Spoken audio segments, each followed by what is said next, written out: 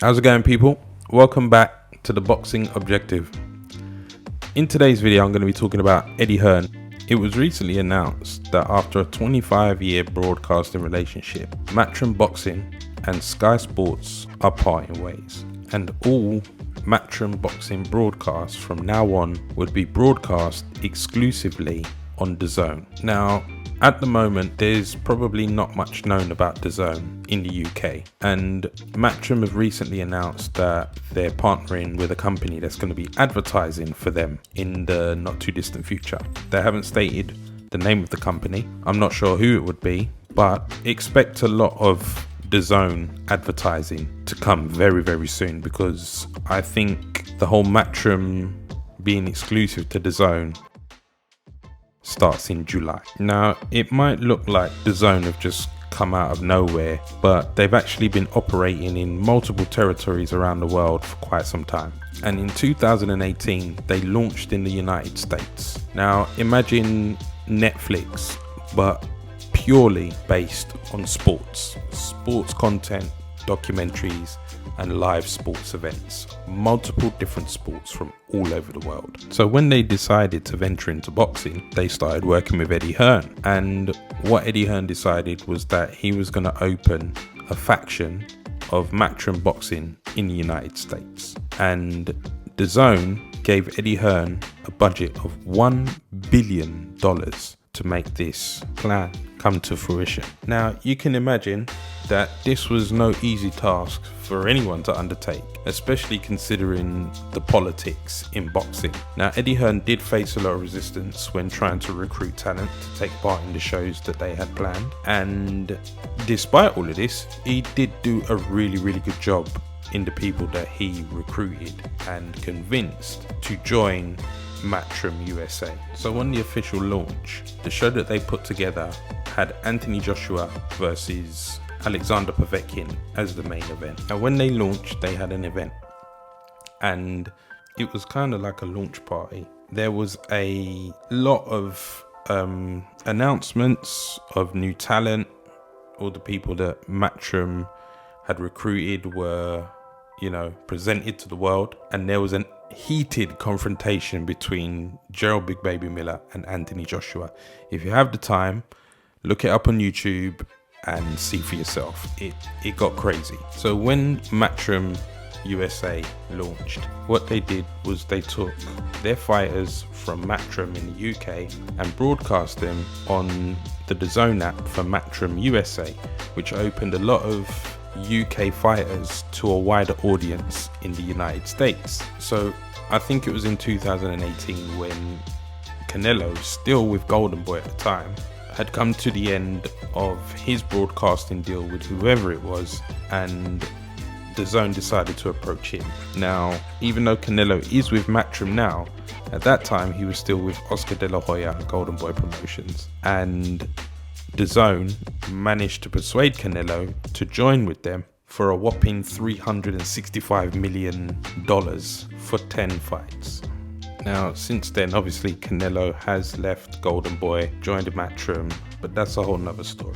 Maybe for another video, you guys let me know. So fast forward now, DAZN is doing really well in all the territories that it's broadcasting, and they decide to come to the UK. Now, the initial UK launch was set back due to the international crisis that we all went through in 2020. When it did eventually become available, it launched at a price of £1.99 a month, and it is still at the moment £1.99 a month.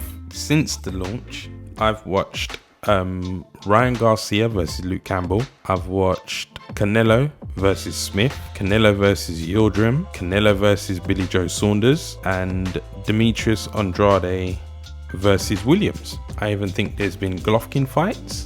$1.99 a month, people. Now, it's not going to stay as that. It's definitely going to go up, but I think in America it started off at $5. It's now $20, and you can choose to pay monthly or you can do an annual subscription. If you do it now, I think it would be considerably cheaper than the annual subscription that's going to be in months to come when the price goes up. Now, there's an interview between Eddie Hearn and David Diamante, who is one of the ring announcers for DAZN, and I'll put the link in the description. You should maybe, if you have the time, check out this interview, because Eddie Hearn shares what his vision is for DAZN and Matchroom going forward. He also gives you more insight into some of the topics that I've covered here. Apart from the history of DAZN in America, he's more talking about what's going to happen from now on going forward. And I gotta be honest with you, even though they're talking about how Anthony Joshua will still be under some form of pay-per-view, you're still going to get great value for money, because as it stands, off the top of my head, if I was to think about the fighters that you're going to see in the normal DAZN subscription, you know, you've got Katie Taylor, Golovkin, Canelo, Demetrius Andrade, Joseph Parker, Usyk, Billy Joe Saunders, Dylan White, and Ryan Garcia. And that's what you're going to see. Like, and I'm not even talking about all of the other fighters that you'll be seeing on DAZN. So I just think it's crazy value for money. And check out that interview and you will gain more insight into where Eddie Hearn's coming from and hear the ambition in what they're planning to do. There's a lot of difference between all the promoters, all the major promoters that are operating in boxing. And just to make a small comparison so you get a kind of an idea of where I'm coming from, Josh Taylor is a top-ranked fighter, and as big of a boxing fan as I am, I didn't hear about him having an undisputed fight until fight week, and that is pretty shocking to say the least. I think the list of undisputed fighters is very short, so it's quite a big thing. And the hashtag blame Bob, I think it's a bit fitting.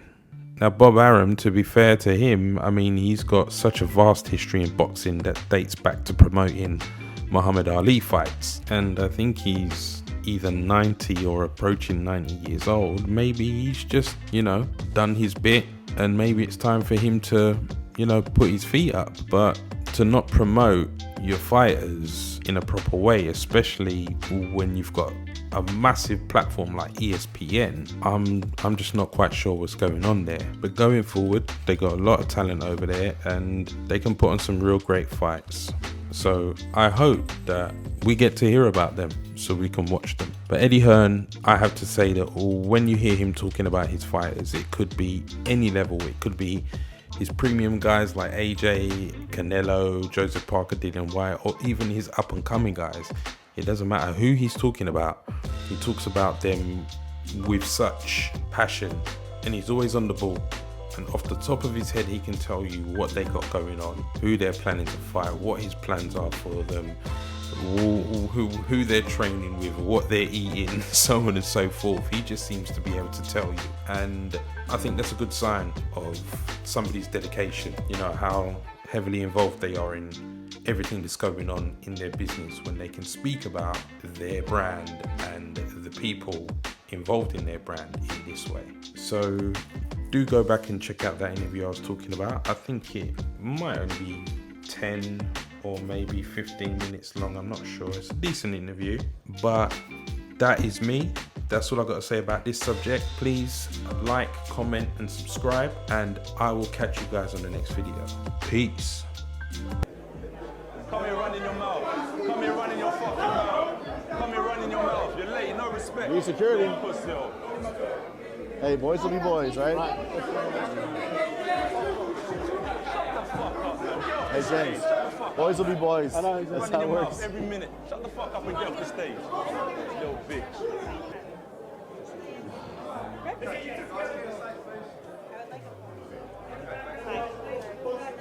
Still talking shit.